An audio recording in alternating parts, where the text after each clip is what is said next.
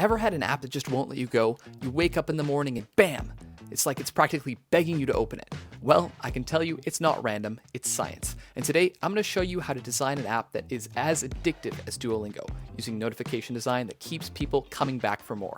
Let's take a look at a real Duolingo notification and see if we can spot some of the trickery, some of the psychological tactics, some of the voodoo that they use to make it so that when you get a notification from them, it is irresistible and you cannot help but click on it.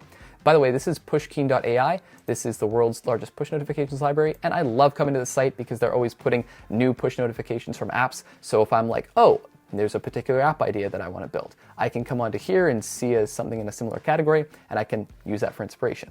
But for Duolingo's sake, let's look at this notification right here. And I'll just give you a moment to look at it, try and figure it out. Is there anything here that you're seeing that is giving a reason why it would be impossible for me to ignore this notification? I'll give you a minute for that. Okay, got it. So there are 4 things, as a matter of fact, that are actually being used here. The first one, you're falling behind. Fear of missing out right off the bat. Fear is one of the strongest human emotions. And by hitting you with that notification out of the blue, the first thing you feel when you look at that notification is fear. You're falling behind. It's pretty much insulting you and saying, hey, you're falling behind. And then what does it do? Do a Greek lesson today to get back on track. 2 things there. First of all, reminding you of a goal that you set. Do a Greek lesson today to get back on track. To get back on track effectively means that you are currently off track.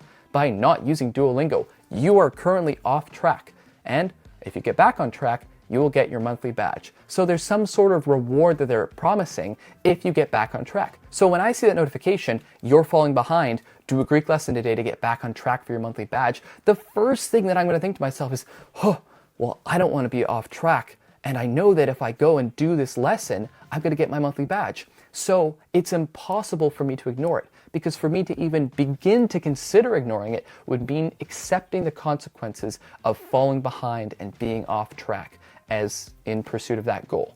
And that is what Duolingo does so well, is it really taps into the emotions and makes you want to take action where otherwise it would be very easy to ignore. Let's look at a few of their other notifications to see what else we've got.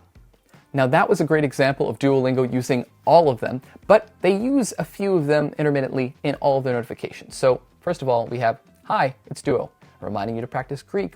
Got 3 minutes now. Again, just providing you a very simple way to do it. If you're missing out, hey, just reminding you that you've got that goal set up. You know, I'm not being too intrusive, but just reminding you. And then XP happy hour starts at 7 p.m. This is just a classic case of, if you do it within a certain amount of time, you will be rewarded in some way. Gamification, as I mentioned earlier. Hi, it's Duo. I missed you. If you're missing out, tapping into emotions. It has been 3 days. It's not too late to come back and practice today. It's not too late. You could be going down a very dark path if you don't learn languages on Duolingo. But it's not too late for you. You can still come back, even though it's been 3 days. Irresistible. Take 3 minutes to be a learner. Keep your daily habit going with a quick Greek lesson. Take 3 minutes. It's simple. It's easy. Really lowering that barrier to entry. You're falling behind, as this one we talked about. This is just probably one of the best ones and one of the most enticing.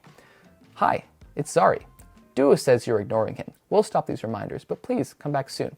Again, just at this point, they're just going out and saying it.